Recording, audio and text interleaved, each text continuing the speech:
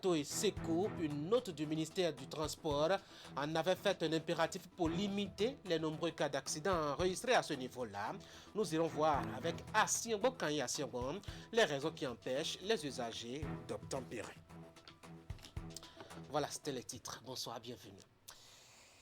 Les partis politiques et les membres de la Commission électorale nationale autonome à nouveau autour du spécimen du bulletin unique. Ils se sont vus pour réexaminer la fiche provisoirement établie pour lui donner éventuellement de nouvelles allures au goût des acteurs impliqués. Et des idées, il y en avait à foison. Depuis la position des photos des duos aux couleurs des logos, ils ont essayé dans tous les sens d'en discuter. Ulrich Gaba était avec eux. Voici l'image que présente le premier exemplaire du bulletin unique. Il est présenté aux candidats ou à leurs représentants afin qu'ensemble des observations soient portées pour que la Sénat puisse finaliser un bulletin unique accepté de toutes les parties. À tour de rôle, les observations sont faites sur la forme et sur le fond du spécimen. Nous voulons suggérer et fortement que nous puissions revoir la position en fait du bulletin unique. Pas la position des candidats, la position du bulletin unique, pour faciliter en fait le vote aux candidats, aux électeurs. Nous voulons souhaiter que les électeurs aient en face d'eux un tableau qui présente les candidats. Et donc, nous souhaiterons et nous suggérons fortement que nous puissions avoir un bulletin en forme paysage. Le fond blanc là, c'est le fond orange, après sur le logo. Nous proposons que ça soit en haut des deux duos et nous de rester à côté. Notre observation va servir par écrit. Nous voulons changer la photo de nos deux candidats. Au lieu qu'il soit en costume, nous avons voulu que la photo qu'il soit en tenue traditionnelle. Après avoir recueilli toutes les observations, le président de la Sénat et son équipe vont devoir statuer en plénière pour retenir les observations apportées et tirer le plus tôt possible le bulletin unique qui servira pour le scrutin du 11 avril 2021. Actualité électorale toujours, le groupe national de réponse électorale a dressé aujourd'hui son bilan à mi-chemin du processus électoral en cours au Bénin. C'est à travers une 4e déclaration partagée avec les hommes des médias.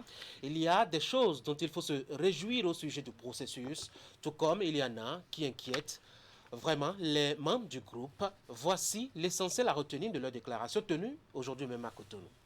Au cœur de cette conférence de presse, les atouts et les inquiétudes que suscite le processus électoral en cours au Bénin. Face à la presse, le groupe national de réponse électorale JNRE rend publique sa 4e déclaration suite aux observations faites sur l'ensemble du territoire national. Selon le JNRE, la question des parrainages serait au cœur de multiples frustrations, sans oublier quelques dérives verbales enregistrées à divers niveaux. Les contradictions observées dans les modalités pratiques de mise en œuvre du parrainage, qui, selon la Sénat, est individuel et confidentiel, mais a subi la forte influence des partis politiques ayant des élus.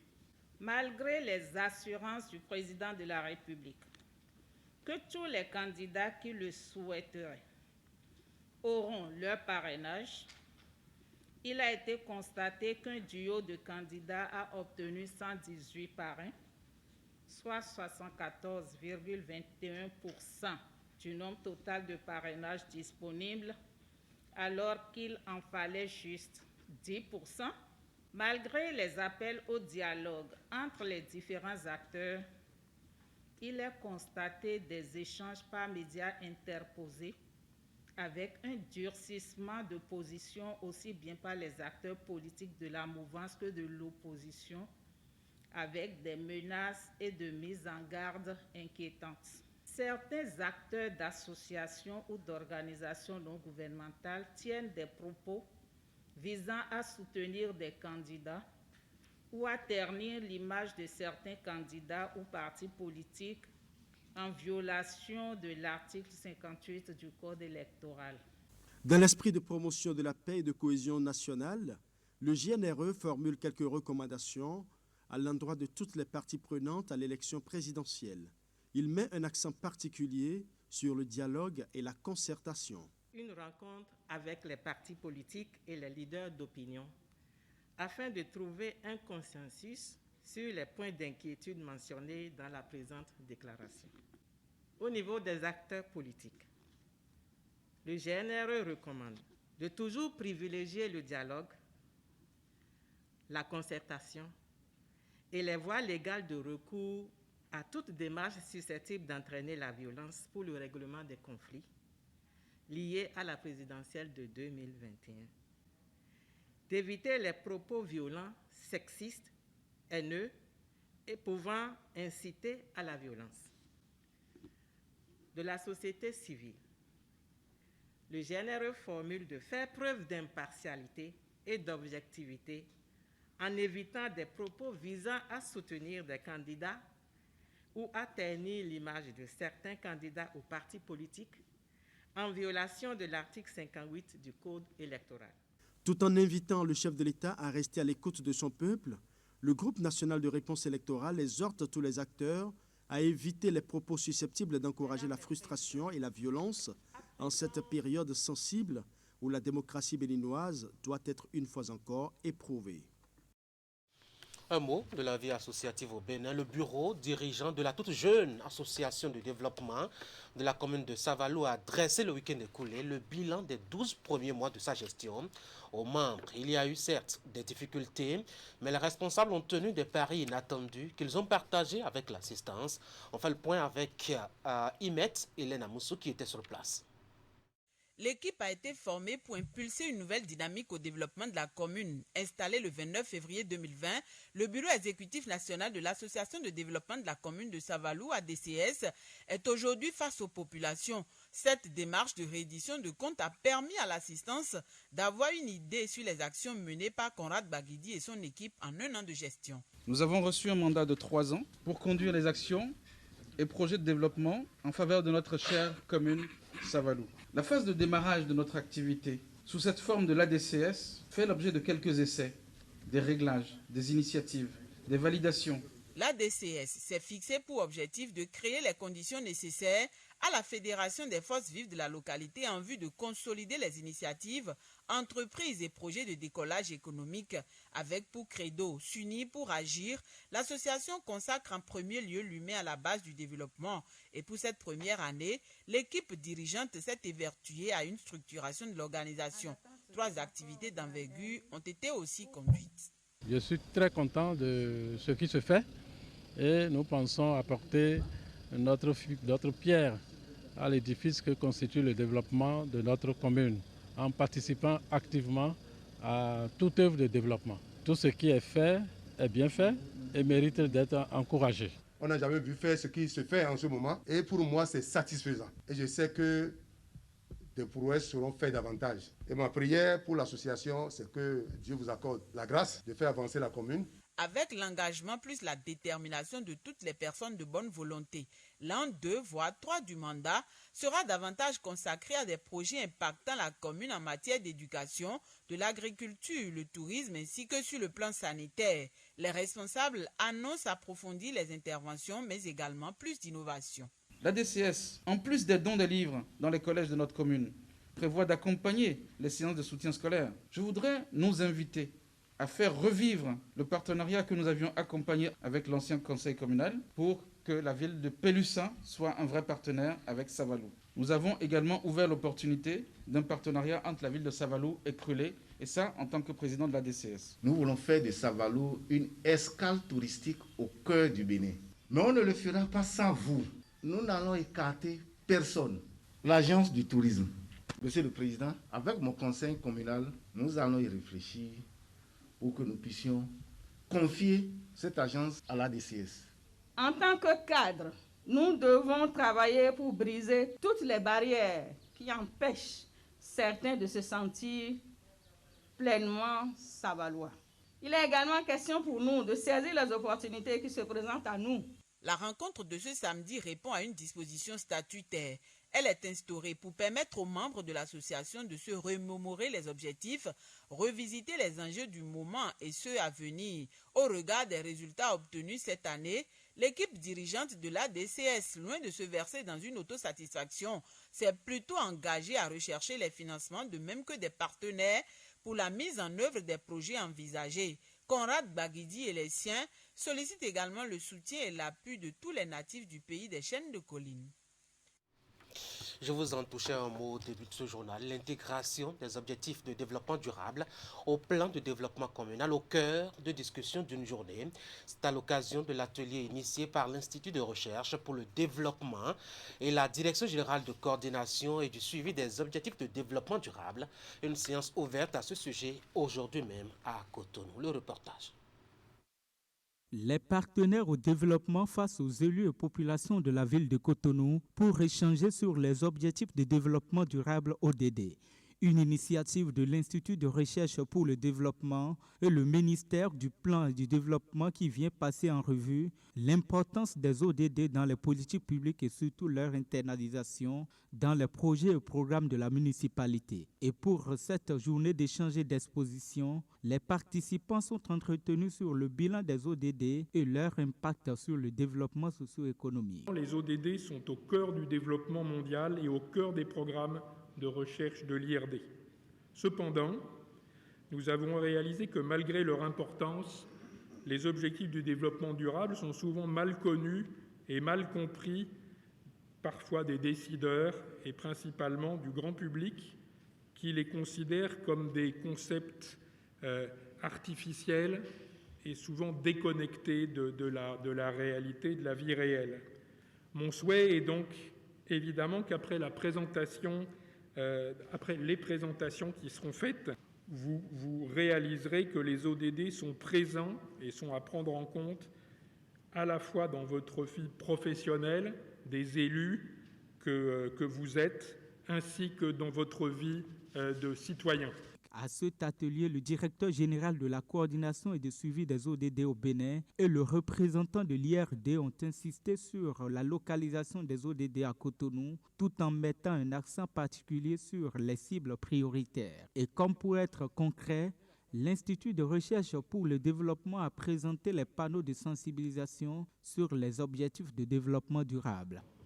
L'implication de l'IRD et la Direction générale de la coordination et du suivi des ODD n'est donc pas anodine. Cela répond au principe sacro-saint qu'on ne saurait parler de développement sans la nécessaire question de la recherche et de la coopération décentralisée.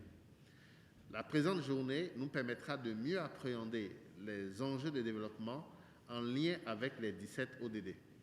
Au cours de cet atelier, nous aurons à échanger sur les moyens qui s'offrent à nous pour atteindre ces objectifs à l'horizon 2030. Votre active participation nous permettra de choisir les meilleurs leviers que nous devons actionner. Je voudrais rappeler qu'il s'agit d'une journée d'échange et d'exposition. À cet effet, l'IRD, à travers 22 panneaux, figures graphiques et photos exposées, nous permettra d'apprécier le rôle et l'influence de la recherche dans l'atteinte du développement durable. L'Institut de recherche pour le développement et ses partenaires ont promis multiplier de pareilles séances d'échange et d'exposition pour permettre une meilleure compréhension et les nouveaux enjeux des ODD au Bénin. Aujourd'hui, et toujours à Cotonou, ouverture d'un autre atelier sur la présentation à la plateforme du secteur privé des mesures douanières nouvelles de la loi des finances gestion 2021 et les avancées des réformes engagées par l'administration douanière pour améliorer le climat des affaires au Bénin. La douane informe ainsi les opérateurs économiques pour en faire davantage des partenaires. Voici les détails avec Nagui Balagbe et Elvis Tonokwa. Pour mettre en lumière les performances de mon administration. En effet, depuis... Étape par étape, les mesures douanières nouvelles contenues dans la loi de finances gestion 2021, présentées et expliquées à la plateforme des acteurs du secteur privé, de même que les avancées réalisées par l'administration des douanes en ce qui concerne les réformes mises en route par elle, dans la perspective de l'amélioration globale du climat des affaires au Bénin. C'est ce dont il a été question à cet atelier, initiative de la Direction générale des douanes et droits indirects, et qui, pour la cible, s'est avérée d'un grand intérêt. En effet, nous sommes dans cet environnement et parfois, nous ne nous rendons pas compte des progrès que nous amorçons à travers donc, ces différentes réformes. Et il serait peut-être très peu orthodoxe que d'autres viennent s'enquérir de notre expérience et que, autant que nous sommes, nous ne soyons pas au même niveau d'information.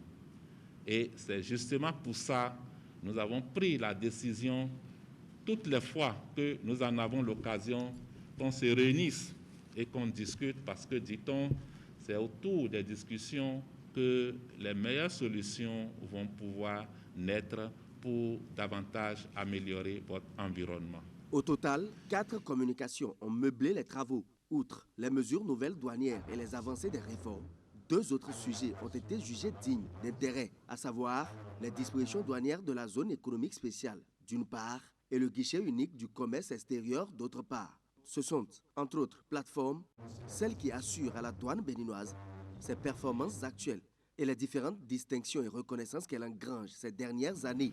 À moins d'1 an, ça doit être la 2e ou la 3e fois que nous nous rencontrons dans cette salle même pour discuter autour des réformes de la douane. Si les réformes sont même initiées par la douane, elles sont éprouvées et mises en œuvre par vous. Et je crois que ce sont les retours progressifs que vous faites chaque année qui permettent d'améliorer cette plateforme. Et c'est bien dans ce cadre qu'a lieu l'activité de ce jour pour présenter d'une part les nouvelles mesures contenues dans la loi de finances gestion 2021 et au-delà de ces nouvelles mesures, vous présentez également l'aperçu global des réformes mises en œuvre de 2016 à nos jours pour finir par la nouvelle plateforme du guichet unique du commerce extérieur qui dématérialise plusieurs services offerts sur la plateforme du port autonome de Cotonou. Une séance de questions-réponses a ponctué les différentes présentations. Les discussions auxquelles elle a donné lieu ont permis de clarifier bien de zones d'ombre. En marge, plusieurs opérateurs économiques ont fait des suggestions et présenté des doléances dont la prise en compte participera, sait-on jamais, de l'effort continu d'amélioration du climat des affaires au Bénin. C'est le revers du beau projet asphaltage qui a changé le visage de la ville capitale du Bénin. À Porto Novo, les cas d'accidents se sont multipliés depuis l'ouverture des voies bitumées et bien dégagées. Le Centre national de sécurité routière a alors initié une séance de sensibilisation à l'endroit du conseil municipal dans la perspective d'un partenariat municipalité de Porto Novo, CNSR, pour prévenir ces nombreux cas d'accidents. Voici le reportage. Une séance de sensibilisation du Centre national de sécurité routière à l'endroit du conseil municipal de la ville de Porto Novo. Constatant que Porto Novo a été aménagé, Aubin Adoukonou et son équipe ont voulu, à travers ces échanges, prévenir les risques routiers dans la ville en tablant sur un partenariat CNSR, municipalité de Porto Novo. Nous voulons avoir votre accompagnement pour infléchir la tendance ascendante de la courbe des accidents de la circulation. Ça, c'est l'élément véritablement de contexte. Pourquoi nous sommes autour de 700 tués par an dans notre pays et la moyenne rend compte de 17 tués en moyenne pour la municipalité de Porto Novo. Porto Novo requiert une attention particulière de notre part. Une attention qui nous amène aujourd'hui à nouer cette relation formelle avec eux pour que les cadres de la ville de Porto Novo puissent bénéficier du renforcement de capacités. Il serait question également pour le Centre national de sécurité routière de voir avec eux comment est-ce qu'ils peuvent intervenir auprès des populations, déjà au niveau des villages et des quartiers de ville, afin que les comportements pour le respect du code de la route puissent être observés.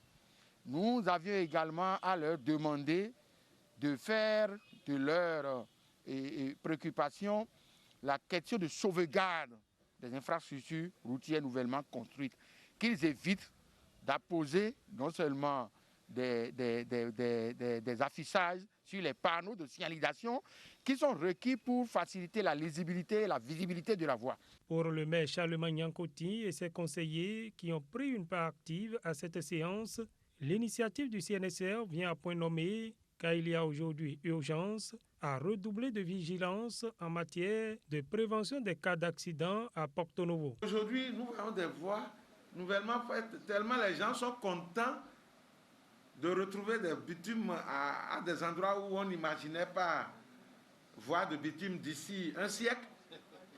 Et ça les amène à filer alors qu'ils sont en agglomération. Et c'est des bitumes. Vous prenez la voie de Louo.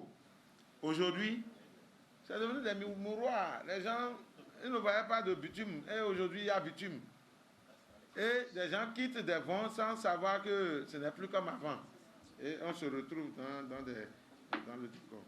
Au terme des échanges, le CNSR et la municipalité de Porto Novo se sont engagés à poursuivre ensemble le combat pour en finir avec les accidents répétés dans la ville.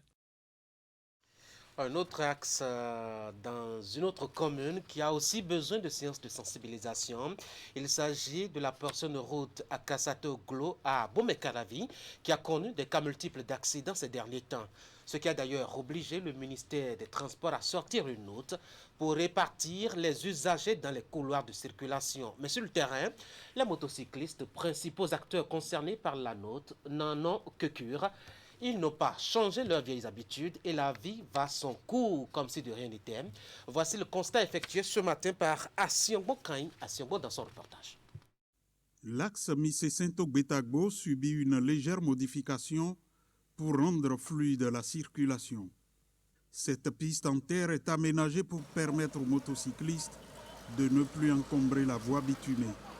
Une mesure prise pour éviter les cas d'accident et de décès qui se multiplient sur la chaussée. C'est une très bonne chose, cette piste qui a été apprêtée pour la circulation des motocyclistes. Avant, la circulation était difficile et on déplorait des cas d'accident. Maintenant que les motos prennent par ici, je trouve ça bien. La mesure qui est entrée en vigueur le lundi 1er mars est peu ou pas du tout suivie. La piste en terre rouge aménagée est délaissée et les motocyclistes continuent d'emprunter la chaussée. Une attitude que les riverains expliquent par le manque d'entretien de la piste. La voie là, c'est qu'il y a trop de la poussière, c'est qu'il ne peut pas passer sur la voie. Le lundi passé là, vraiment, il y a certains qui sont déjà rumés, donc ils ne peuvent pas passer sur la voie, puisque la voie n'est pas du tout bonne.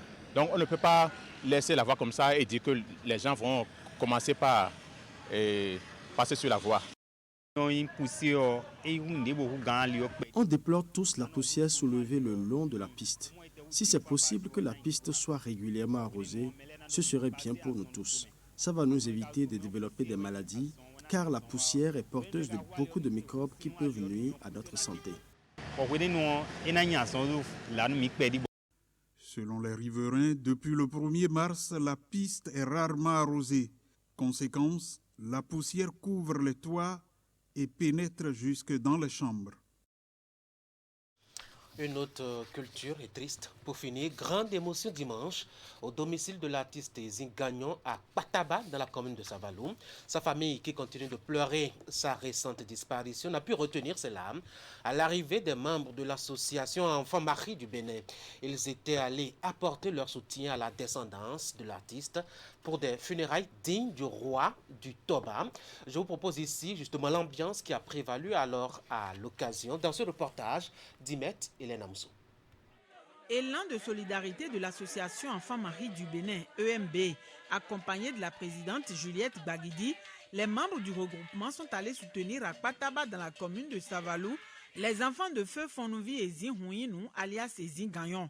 Subséquent, le don est composé de produits vivriers, de boissons, de t-shirts, d'une enveloppe financière et autres. Une contribution pour les obsèques de l'artiste décédé le 24 décembre dernier. J'ai ramené à boire sur les doigts un whisky de 4 litres et demi, des caisses de bière, de sucreries, des canettes, une bassine d'oignons, 100 t-shirts à partager à la population. J'ai amené des casquettes, des porte-clés de Zingagnon. J'ai ramené beaucoup d'eau parce que ce jour-là, la population ne doit pas manquer d'eau à boire. Depuis mon jeune âge, j'aimais ce grand philosophe. Je suis très content de lui, qu'elle a fait du déplacement de Cotonou jusqu'à Modic-Pataba pour faire les gestes, des grands gestes pour les enfants de notre grand artiste Ezine Gagnon. Auteur, compositeur et chanteur, l'artiste Ezine Gagnon a démarré jeune sa carrière musicale.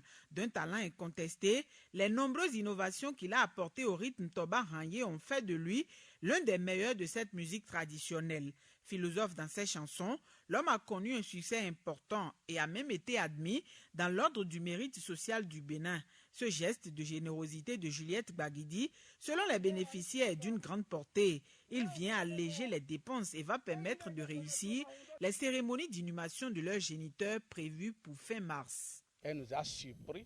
Elle aimait le vieux depuis sa jeunesse dans ses animations et l'a aimé jusqu'à sa mort. C'est ce que ça explique. Nous les enfants, plus précisément le frère Adissor, elle est derrière lui encore et ça continue.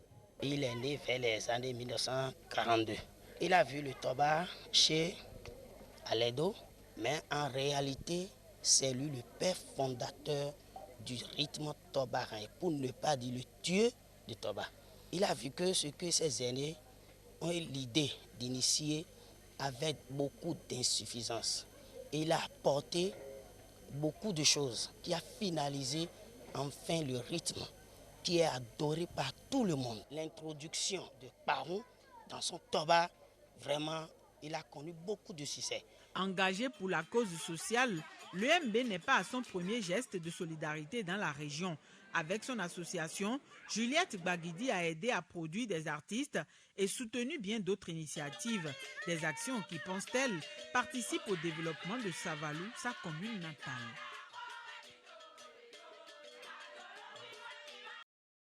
Mesdames et messieurs, ce journal va s'achever. Des séries d'accidents sur les nouvelles voies bitumées, fruit du projet asphaltage dans la ville de Porto-Novo. Le Centre national de sécurité routière a dû s'obliger à un partenariat avec la mairie pour une sensibilisation des populations de la ville capitale. Nous vous avons donné une idée du contenu de ce partenariat qui veut mettre fin aux séries de morts sur les nouvelles voies, donc à Porto-Novo là-bas. Sur un autre tronçon, peut-être pas asphalté, mais tout de même source de graves et mortels accidents en série. Il s'agit de la portion à Kassato-Glo dans la commune d'Abomey-Calavi sur l'axe à Kassato-Boycon. Mais là-bas, la note du ministère du Transport qui définit les couloirs de circulation depuis lundi est loin d'être la solution. Les usagers, notamment les motocyclistes, principaux acteurs concernés, ne respectent pas les consignes. Vous avez pu voir cela par vous-même. Et puis en politique, le spécimen du bulletin unique pour la présidentielle prochaine au Bénin n'est pas du goût de certains acteurs politiques dans sa conception actuelle. Les positions, les couleurs et les goûts, on n'en discute certainement pas, mais ils ont largement échangé là-dessus. Le Rek Gaba a tout suivi et nous en a rendu compte. Voilà, c'est tout pour ce journal. Merci d'avoir suivi. Bonsoir.